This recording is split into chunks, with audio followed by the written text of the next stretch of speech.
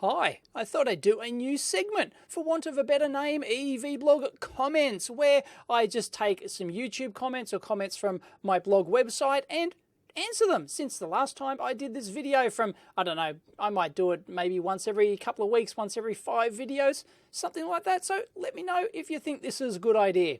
Let's go. But before I do that, just one quick announcement, because this is a good place to do announcements and things like that, because some people only watch me through YouTube. They don't follow me on Twitter or, anywhere else like that. So they may not know I actually completely tore my cruciate ligament, my ACL, in my left knee, and I'm going in for an operation to have that repaired tomorrow. So I'll be on crutches for probably several weeks and probably sore and probably a bit grumpy, so I probably shouldn't do videos, although they could make for some good rant videos maybe. But anyway, I'm not sure how I'll feel after the operation, so I might take some time off, and if you don't see any videos for the next week or two, you'll know why. Okay, that's out of the way. Let's get to the comments.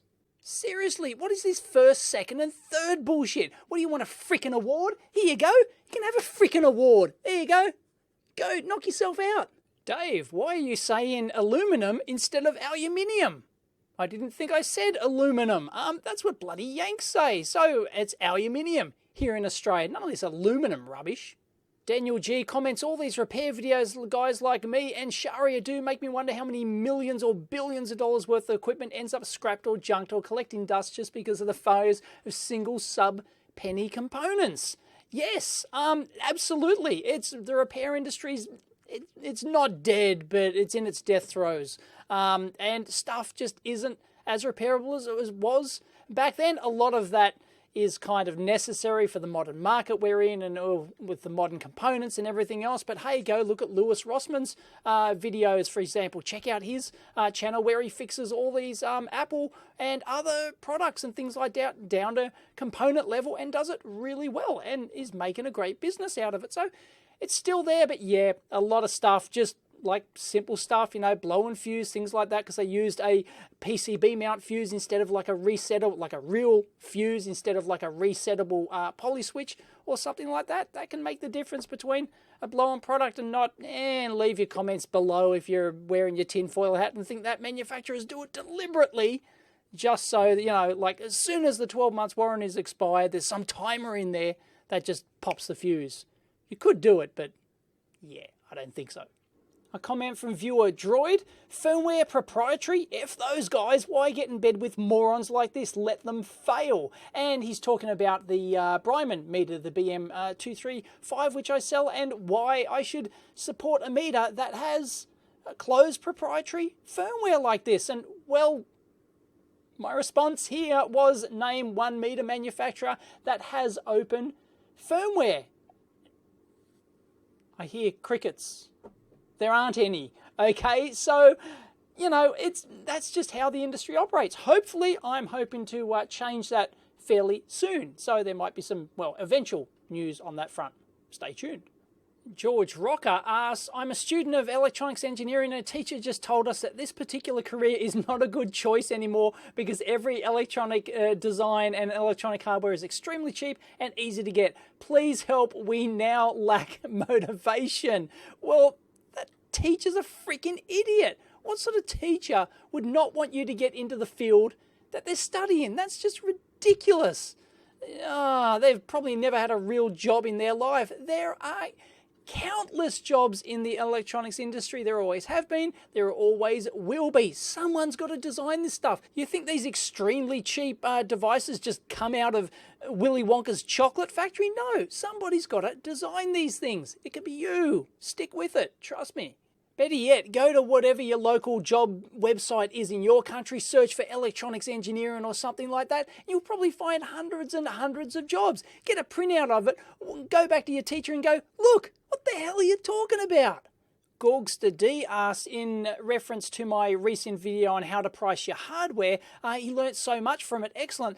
When his final product is for sale and he uses all different parts, components and things like that from all these different companies, if he can patent the product or not, or does he need their permission? And the answer is no, you don't need their permission to patent the product because you're not the individual components you use do not actually matter for the patent itself. It's not like you're going to use this brand component with this particular part number and things like that. You're just going to go, you're using a resistor. If you patent some circuit technique, circuit implementation or something like that, then you're just going to put, you know, the generic circuit. You're not going to have a bill of materials with specific parts and things like that. So it doesn't come into it, and I recommend you don't patent your product either, and I've done a video on that, so I might have to link that one in down below. Check it out.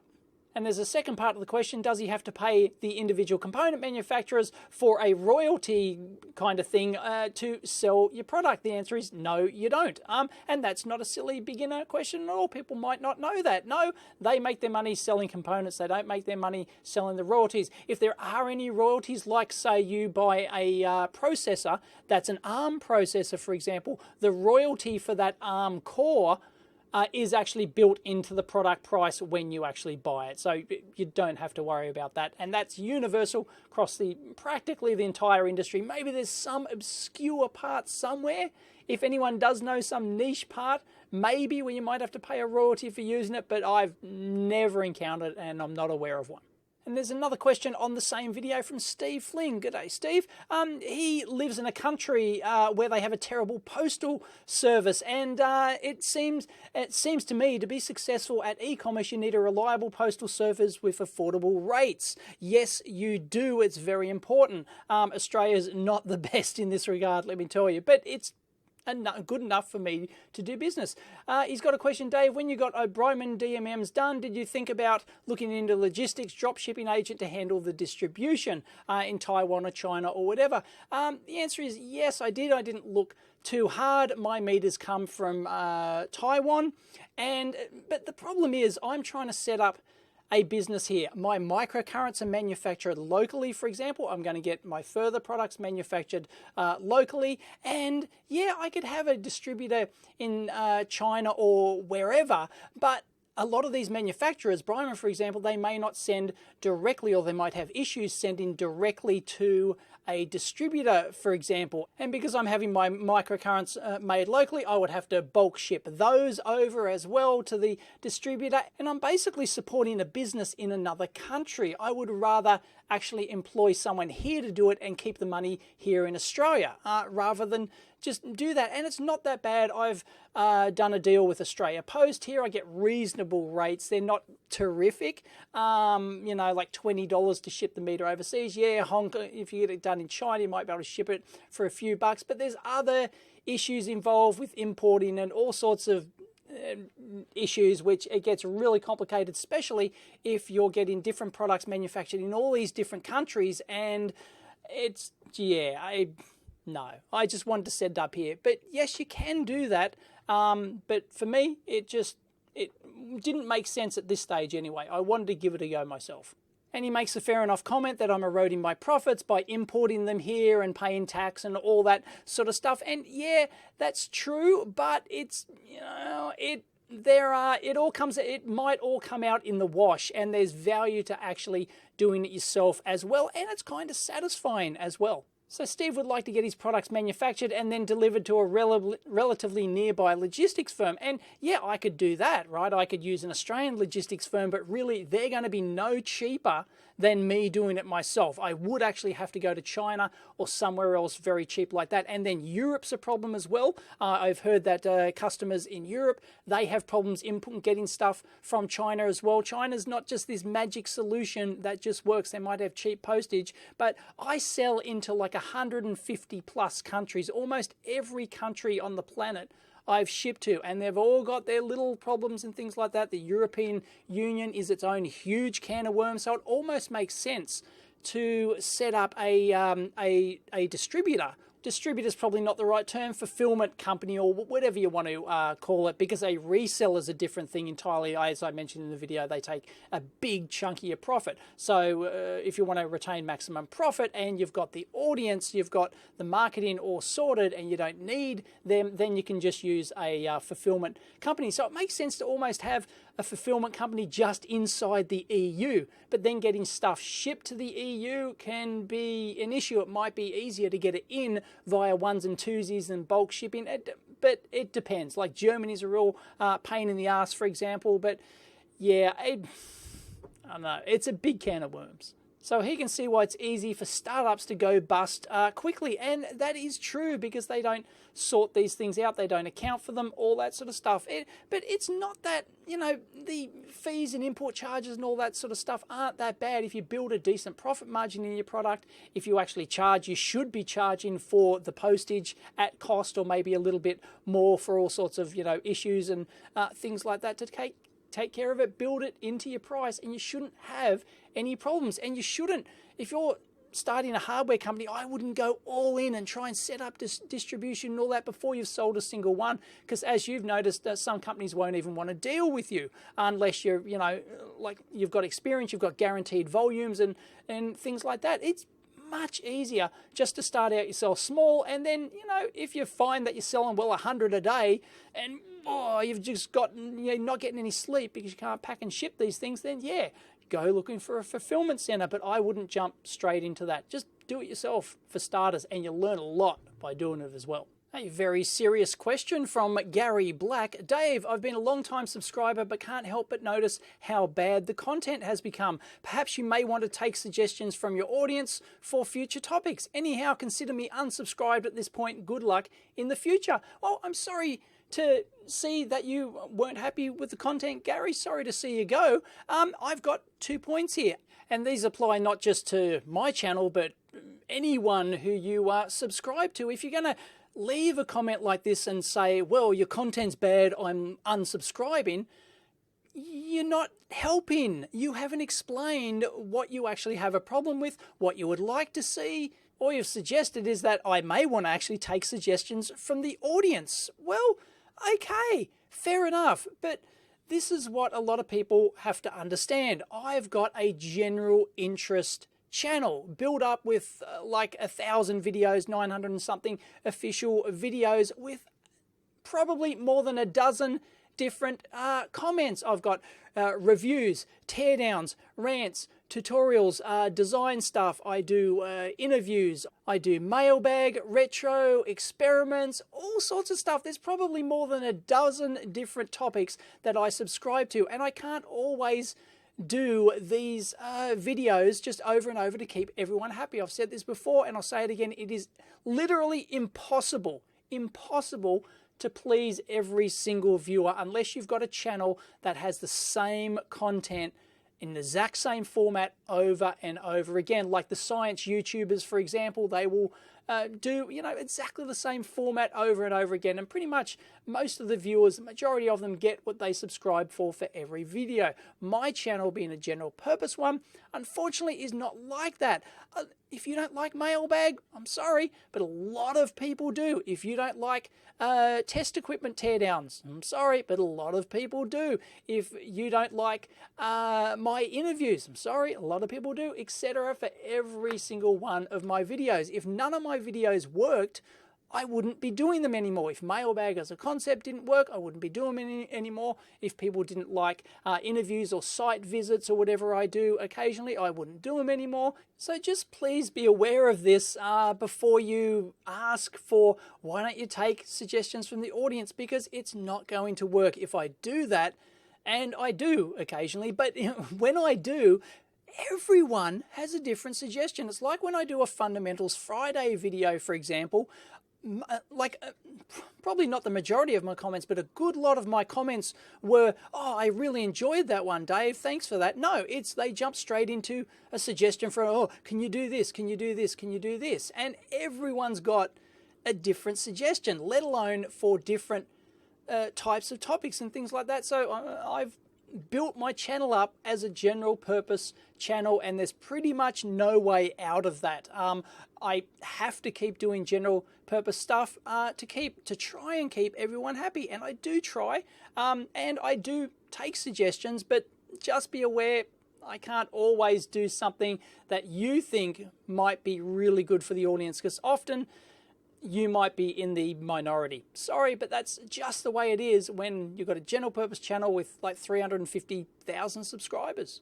So unfortunately, I am going to lose subscribers like you, Gary. If you're still watching, you're probably not. But I am going to lose subscribers, and I can see the graph on YouTube. I lose, I might lose 50 subscribers a day or something like that. That's just natural for a channel like me. Sorry, but I can't make everyone happy every time. Sean Buckwell's not a happy little camper. F off, Dave. Who's going to shove a flash up the pie ass? Quit being a wanker. Hey, Sean, here's $1. Go buy yourself a clue. Magic M's not a happy little camper either. It has to do with solar roadways, of course. So we've got ourselves a solar roadways apologist here. Basically, all I see you doing now is bullying some entrepreneur spirit with false hope and lack of knowledge that are trying something and being pragmatic. You are not helping by only showing the wrongs about thinkings and the solution they are destined to fail, blah, blah, blah. What have you done lately to give a bump to the advancement of humanity except laughing about people who are trying? Watch the video all the way through, maybe twice. Try and comprehend what I'm saying here. I'm trying to teach people practical engineering back-of-the-envelope calculations to try and see if a project is viable. I'm trying to educate a whole new generation of engineers to, out-of-the-box thinking is great, okay? Fantastic. But do your basic back-of-the-envelope calculations. It's very important. And if these solar roadways, if the Brushaws actually did this, and he should be able to, he has a master's degree in electrical engineering, then he should have seen that this was complete folly. But no, had the goggles on and could only see straight down Route 66, and that's it. And sometimes an idea is just not viable, and you have to drop it. There's nothing wrong with telling people that and trying to explain, especially doing the calculations to try and explain to people why. It's called education. So that's what I've been doing lately, trying to educate people. What have you been doing? The other part of the question was, how would I tackle this project and make it work?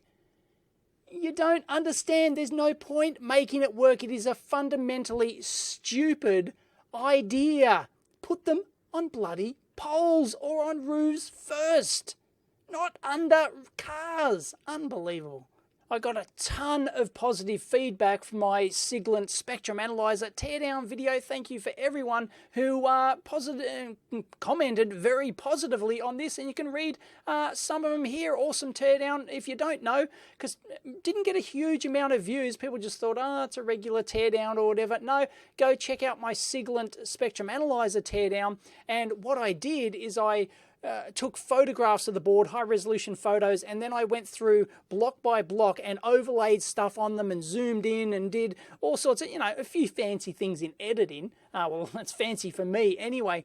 And did like a voiceover stuff on there and explained, I think there were 25 separate blocks in the RF section of the Siglent Spectrum Analyzer, and showed arrows of the signal flow and all sorts of stuff, and people really like that. And they said they want to see more of that, and yes, I can certainly do more of that. Yes, it does take a lot of extra effort. I put a lot of effort into doing that one. I thought it'd be fun to do, and because an RF Spectrum Analyzer front end like that with all these different sections really warrants that sort of thing, rather than just me get the poker and just go, that's that, and, and just ramble on. No, I got my high-res photos, because I take high-res teardown photos anyway for every teardown. I took those and then did some block diagrams and signal path flow on top, and everyone liked it. So thank you very much. Yes, you'll see more, but often a lot of things just don't warrant that. They don't have that many blocks that make that really worthwhile, but the Siglent Spectrum Analyzer was a really good example of that, so I'm glad you liked it. Thanks. Cal asks on the EEVblog website, because you can leave comments via the discuss system on the EEVblog website. Hi Dave, you mentioned that high quality multimeters should use HRC fuses. Yes, I did. But if I take the X-Tech EX330, for example, it comes with glass fuses. Yes, it does. What's stopping me from upgrading it to HRC fuses? Will it work? Will there be any benefit? there is nothing stopping you from upgrading to HRC fuses. Will it work? Yes, it most certainly will, as long as you get the same rating fuse. And will there be any benefit? Yes, there will. It'll give you higher rupture capacity in your fuse, so the fuse won't explode if it gets a gross overload. It'll be contained within the HRC fuse. The reason the manufacturers don't do this, particularly on low-cost meters, is because it costs money. These HRC fuses are expensive, and they're expensive for a reason. Glass fuses are dirt cheap. They churn them out for cents each, whereas HRC fuses could be tens of cents for some of the smaller ones, but some of the real big ones from, Bussmann and, your more reputable companies can cost dollars each.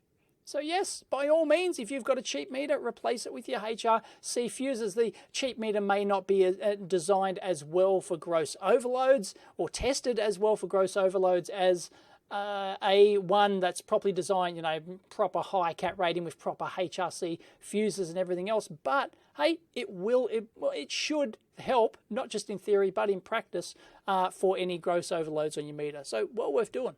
Silith asked, do I ever have any multimeter giveaways? Yes, I do. I've done them in the past. He doesn't have any money for a good one, but if you ever have any giveaways, I'll be sure to jump on them. Yeah, why not? Okay, for this video, I'll do a multimeter giveaway, free BM235 multimeter for whoever gets the comment on YouTube. Sorry, there's nowhere else to sort of do it. YouTube the most, thumbs up, and no gaming the system. It's got to be a good comment that gets thumbs up for, and oh no, because I can smell bullshit. So it's got to be a genuine comment that gets genuine thumbs up. I'll know if it's not. And you'll probably have to remind me at the end after a week or something like that after this video is posted. Otherwise I'll forget because I'll be on crutches and I'll probably be grumpy. Anyway, so you have to come back and remind me because there's no way to sort of like directly email someone on YouTube. Maybe I can go to their account and contact. Hate YouTube for contacting people. Stupid. Dave, you must be in the Guinness World Records for having the largest multimeter collection in the world. How many do you actually have? I have no idea, but I certainly don't have as many as Excavator EE. Here's a photo. That's a lot of flukes.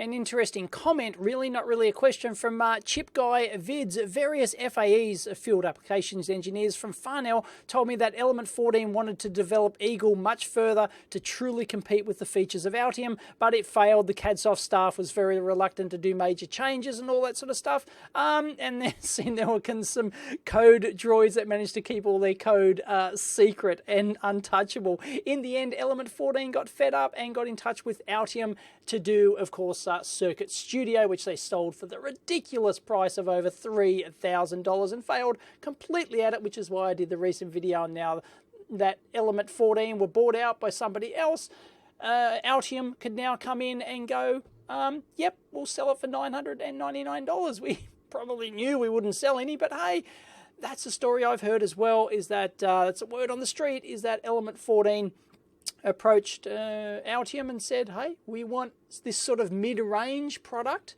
Can you do something for us? And Altium went, oh yeah, we just cut a few lines of code and cripple Altium Designer and Bob's your uncle. Here you go. And just quietly, I don't think you'll sell many, but hey, it keeps your boss happy and it looks great on our investor presentation that we can have the product pyramid with this mid-level product. We can say that we're actually selling it. And the investors will love that sort of thing. We don't even have to tell them how many we actually sold, which was bugger all. I am not a paid CIA shill. Rebel Coder asked, what do I use to design my own PCBs? Altium Designer. Do I create some in my lab? I guess make my own PCBs? No, I don't. I haven't done that for a very long time. That was in a galaxy far, far away. And it's just not worth it these days. It's unless you absolutely need it within an hour or two, then, you can get so cheap professional prototype boards made, double-sided 4-layer solder mask silk screen down to low tolerances. Yeah, I could make my own 8.8 boards back in the day, but yeah, like It's messy. I can't do that here in a commercial office environment. I'd have to go home and do it, and even then the wife would complain I can't use the sink out the back. It's just, no, it just ain't worth it. Carl asks, is this sponsored, i.e. is the video sponsored? I can't remember what video this came from, but no, none of my videos are sponsored. They never have been. Nobody's paid a cent for videos. I get requests from manufacturers and other people all the time. If they can sponsor a video, they can pay for a review or anything like that. And it's a blanket no to every single one of them. Never done it, never will. Michael comments, Dave, you use a webcam for picture-in-picture, but why? You look in the camera monitor, it's confusing for the viewer where to look at. You point your mouse is what you discuss, so why do the picture-in-picture? Because a lot of people ask for it. Sorry, but you're the only one who said you don't like it. A lot of people, by the lack of other complaints, considering the number of views my video gets, I guess nobody really has a problem with it, but a lot of people ask for many times over the years have asked for the picture-in-picture. So I'm doing the picture-in-picture. Leave it in the comments down below what you think of the picture-in-picture thing. On some videos recently, I have actually been not always using the picture-in-picture, sort of using it selectively or something like that. Let me know if you prefer that. I don't know. I like the picture-in-picture. I think it adds a personal touch to the video because I'm not in front of the camera a lot these days. Unbelievable. Not in front of the camera a lot these days. So, well, less and less like behind the camera, you'll see my hands and poking in and doing whatever. And picture-in-picture still keeps that sort of personal touch. Sorry if it's annoying, but a lot of people do like it. I know that for a fact. God, your voice is so annoying. Yep, you're welcome.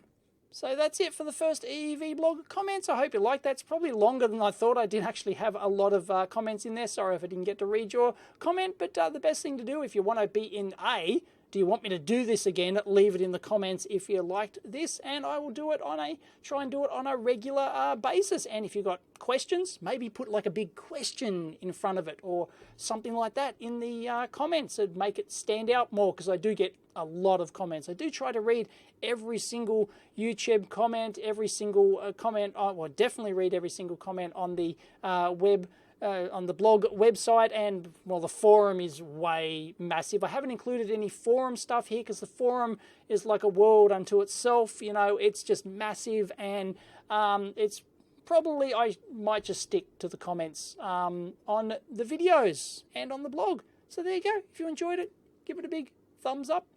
Catch you next time.